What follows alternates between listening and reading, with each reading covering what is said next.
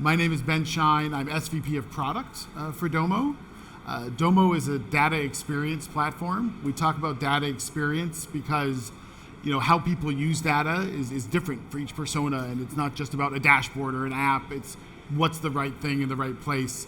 And so we really believe in creating those data experiences with an ultimate goal of making data work for everyone in your organization, not just the 5 or 10 or 15% who might be data professionals, and really making it work in a way that lets everyone have a business impact.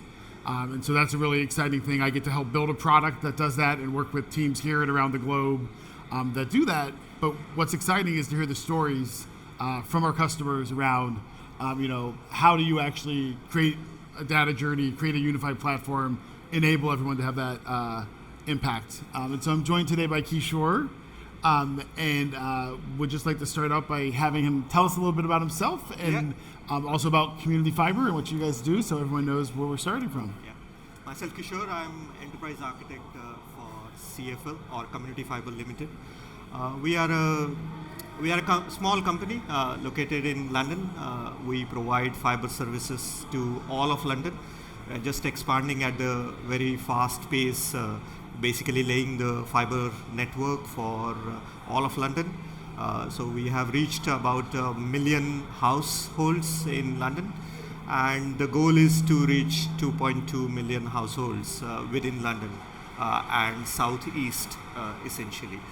Our philosophy is that, as Ben was saying, data is becoming important. So is for all the households, actually. So they need faster, better connection, and that's what we are here to provide. Some of our customers actually get 1 Gbps lines at the cheapest possible prices, so it's not very expensive as well. But just getting the Domo stuff in picture here, when we started, we were kind of a smaller organization, but post-COVID, everybody working from home, children watching so much Netflix and all that stuff, you need a bigger bandwidth, and that's where we also exploded in terms of customer growth. And Domo has been helping us in terms of how the rate of growth of the customer has been, and how to actually identify trends, etc., to ensure that we are spending our effort, money, etc., in the right place, right time, and right space. So that's where we are, actually. Yes. Yeah. I did just learn last night about the BBC tax, oh, yes, which you probably have to pay even when you're using fiber, right? Who knew? I learn more about your country every day. So can you talk us a little bit about the actual initiative? How did you think about vendor selection, what your needs were, how you aligned to that changing business, and what did that look like to find the right tool to be able to unlock data this way? Yeah, okay. So we started on Domo journey about 1.5 years back. So we had a very small tool which was kind of little startup-y type, so open source, just trying to do something on and try to get some data graphs, dashboards sorted out. But then we realized that as our customer base is growing, we need a more platform type stuff. Our IT is very small. We are about 38 internal and about 60 or 80 external employees. So you don't want to work with kind of small niche technologies, but you want a more vertically integrated space, which can actually lead you to having a limited resources, utilizing a much bigger breadth of technology.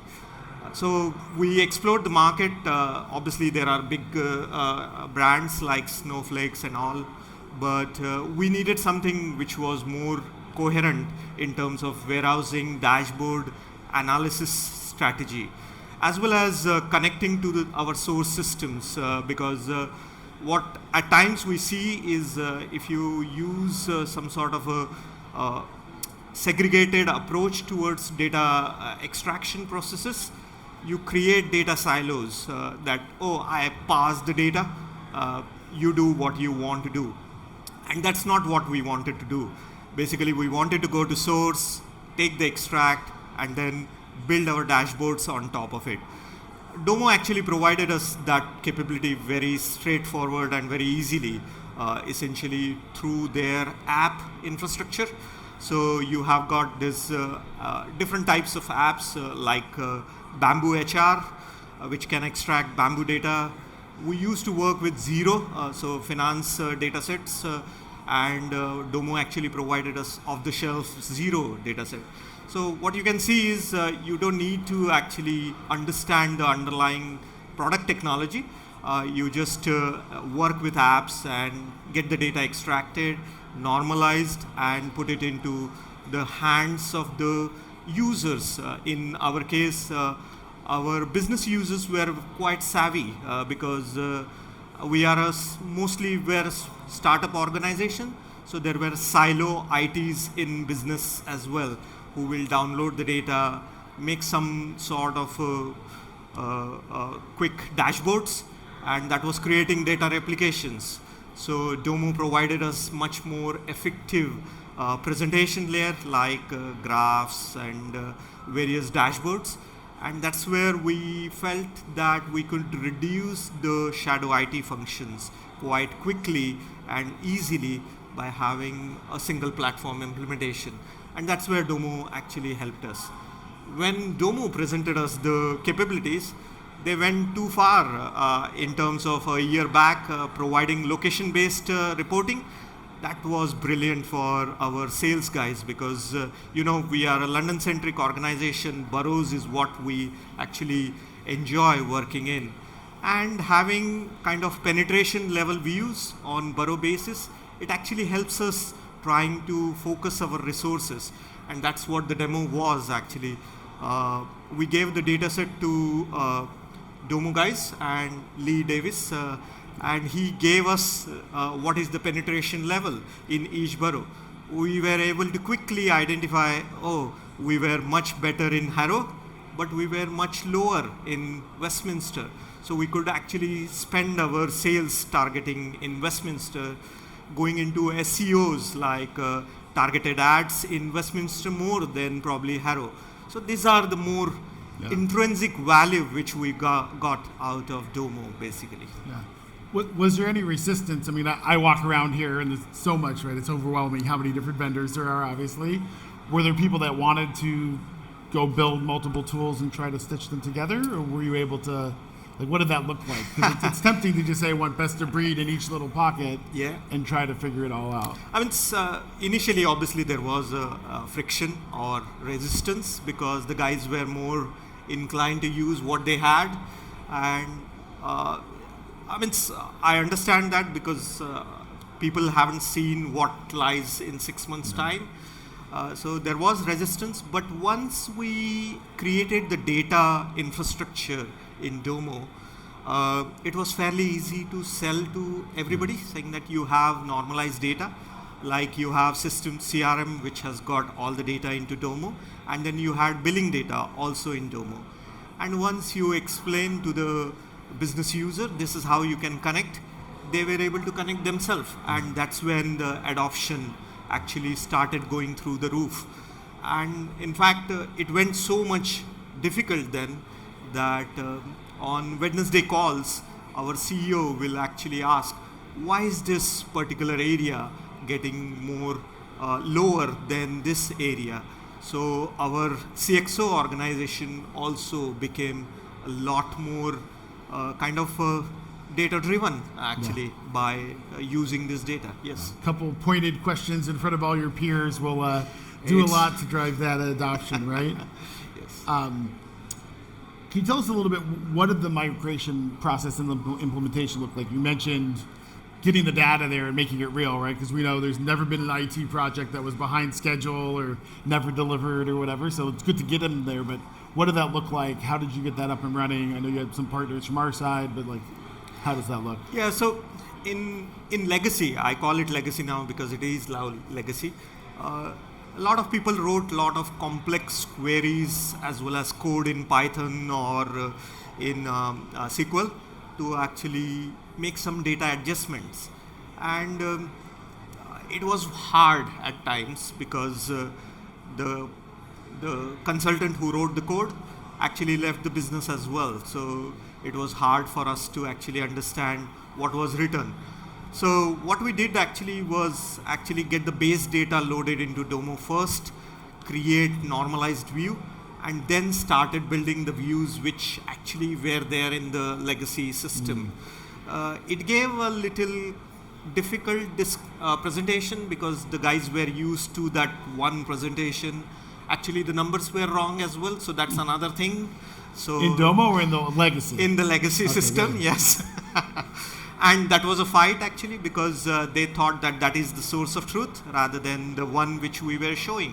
So we were able to drill down. In Domo, you can drill down to the nth level of details where you can actually show the exact row count, exact row of data where there is a discrepancy, and that helped us in more ways than normal because it was able to give us that actually we are not billing some of the customers who we were supposed to bill. So obviously bad for the customer, but that's probably bad for revenue, right? Yes, not sending a bill. So in terms of revenue recognition, etc., it was all good basically, yes. And how did you, I mean, were people upset? Did you showed them that difference? Did it take a while for them to believe you? Like, how did that look? So 1 year back, they were upset because I was new to the organization anyways. Like, this guy is new, he doesn't know what he is doing anyways. He will go away after a couple of months. But obviously, after a year, now we are all on Domo. In fact, our usage is going through the roof. We keep going back to Domo actually, saying that we need more users. We need more users, basically. So I think now we are all friends, but probably 9 months back we were more enemies than friends, I guess. And how long, like what are the process, like what was that timeline from making that decision, you didn't necessarily want to, stitch together a lot of tools, to actually being able to even have that conversation? So we are a small organization, so the decision making is much more easier. So when we identified the product, we went through the standard vendor management process, but then there were presentations done by us alongside Domo to various business areas, and essentially that took about 3 to 4 weeks, and then actual project took about a month to get first dashboard ready, and then within couple of months almost every user was on Domo essentially. There were little hagglers or nagging people who were used to specific view. Obviously it needs a little more complex data processing activities, and that's what was the last few users who we had to get in. And so that couple months includes the data ingestion and then getting it ready, not just building it. So it's great. Real time to value, right? Yes. And now you can start billing those people and make your money. So yeah. So if you ask me the time to sign to actually get it ready, theoretically you can get it ready within 2.5, 3 weeks. That's what we probably did within the first tranche. But if you want more sensible data, you are looking at 4 to 8 weeks basically. Yeah. Well, I mean, to that point, so the technology stuff solved. You still have a bunch of people and users, and you've said you've had this great adoption. What are some of the keys you've seen to getting people to change, right? Like whether they were using an Excel sheet or their own query, how have you gotten them to come along? And getting the data there was a big part, but there's other probably elements to that cultural and people side that you have to think about. So obviously one of the big ones is ease of use. I think with Domo dashboard creation process, you can actually say that it's fairly easy. Even my 12-year-old, if I teach him a couple of hours, he could do it basically. So that's one of the things. Other thing is Domo provides this kind of pre-built templates, and business would love that because obviously with pre-built templates, people have some sort of visualization that I need this data in this format. And if you have those templates, then you actually drag and drop, and you have almost initial view ready, and then you start evolving that. So that was one part. But then I was mentioning the data quality. and we could easily identify the data anomalies, and that helped a long way as well. Then we also created a delivery organization, very small. It's only 2 or 3 consultants on a part-time basis with one Scrum Master. So it's a fairly agile process. We get the requirement saying that, oh, I need this data. So recently we had Trustpilot data. So saying that, can you get me Trustpilot data? So it's basically webhook implementation. You get the data in, off you go. Here you go, your data is ready, share the data, and then it becomes easier. So I think ease of use in terms of process and usage, that's another important thing. You mentioned sort of the secure data taking a little bit longer. What does that look like? How does governance look for you from a security standpoint, from just managing different teams and stuff like that? How do you think about that? Yeah, so if you look at our implementation strategy we talked about, so once the first set of implementation was done, that's when we started looking at data security. And a Domo consultant came to us saying that, look, we have done this before, and our product actually provides a granular level of data security standards.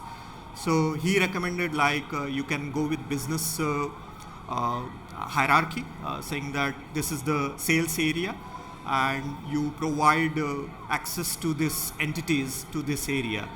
And that's how then we went on and we created kind of role definitions which are like sales specific. And then there is this customer data which is much more complex as well as secured.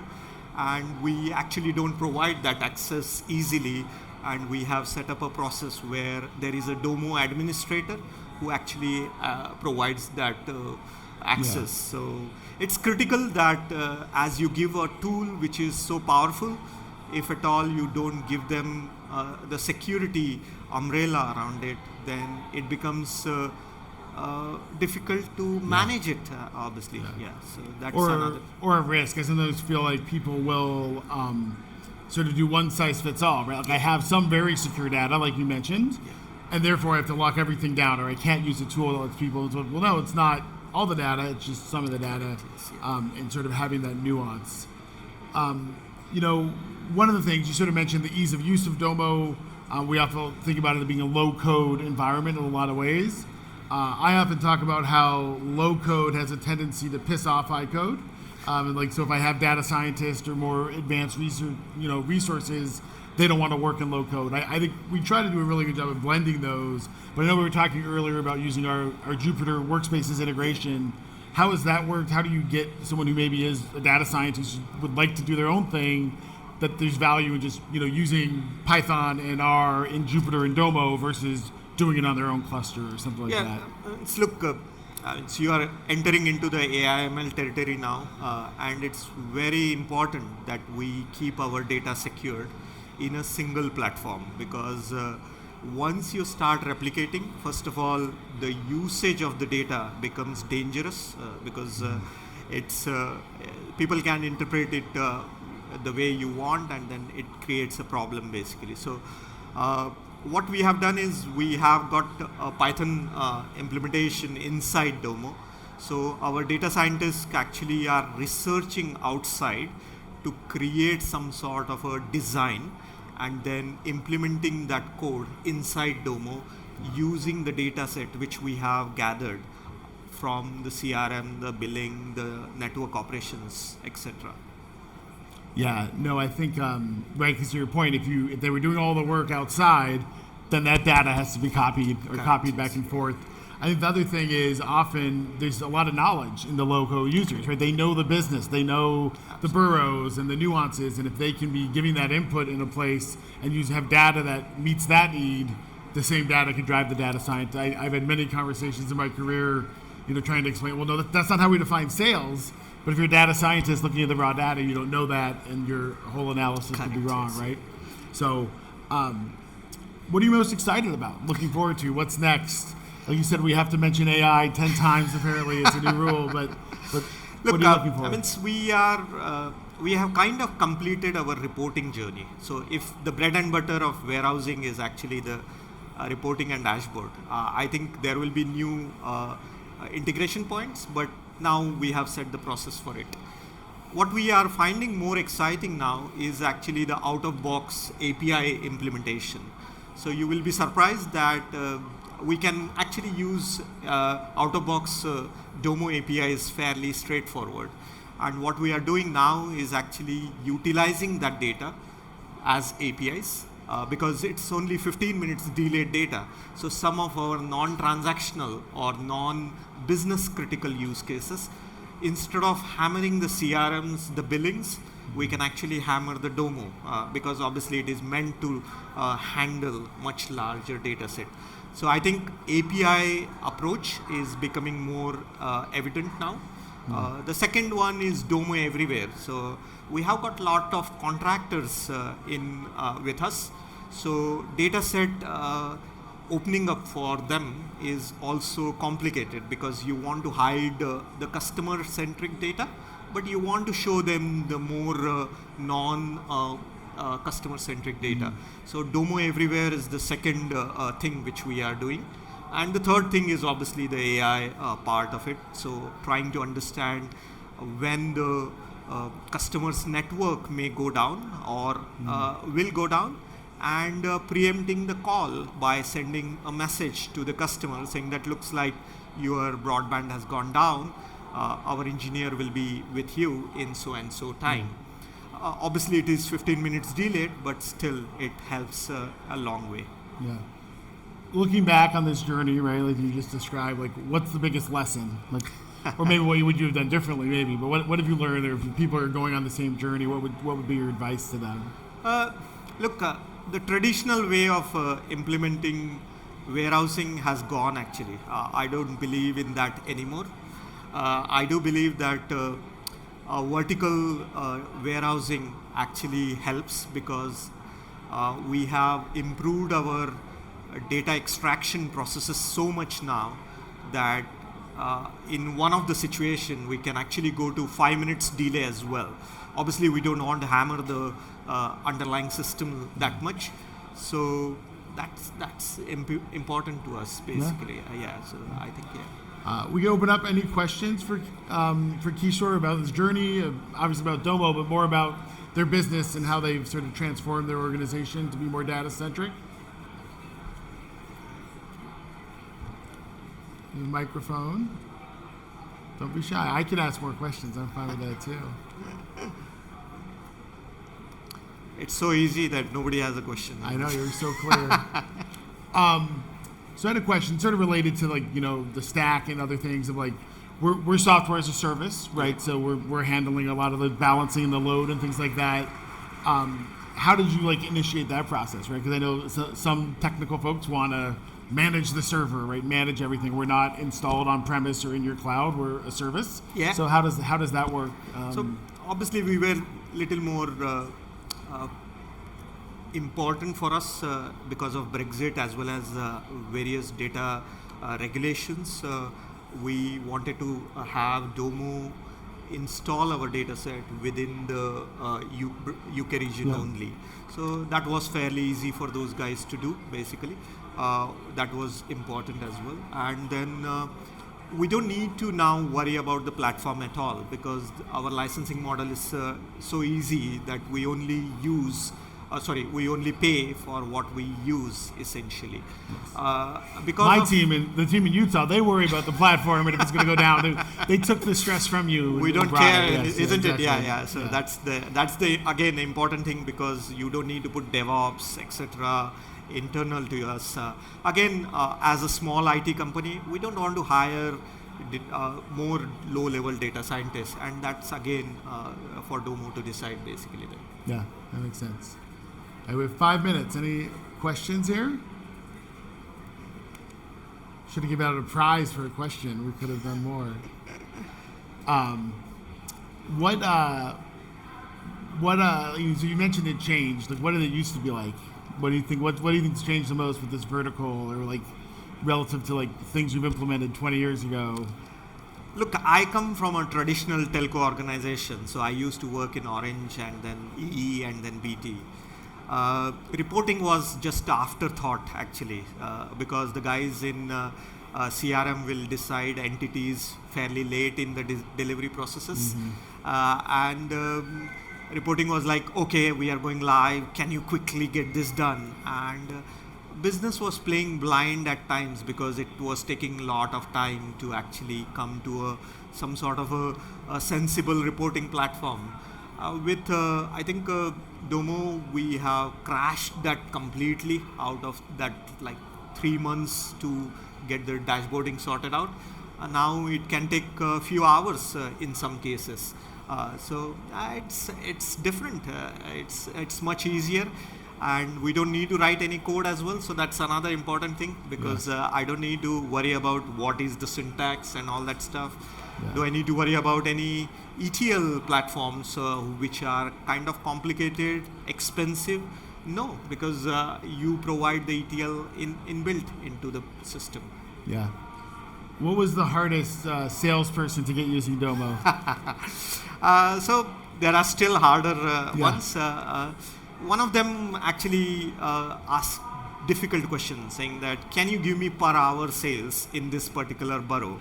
So that's how we actually encountered them. And when he saw the presentation, he could quickly visualize what his problem was. And essentially, he was the hardest because he was so used to his current dashboard that he didn't want it to actually come to the new dashboard at all.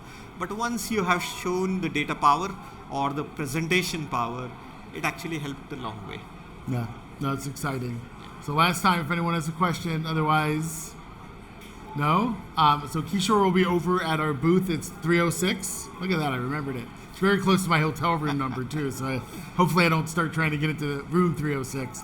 But he'll be over at the booth. We have folks there who could show you Domo if you want, or just talk about his journey. But please, join me in thanking Kishor for sharing his story. Thank you. How they've been doing this. Thank you.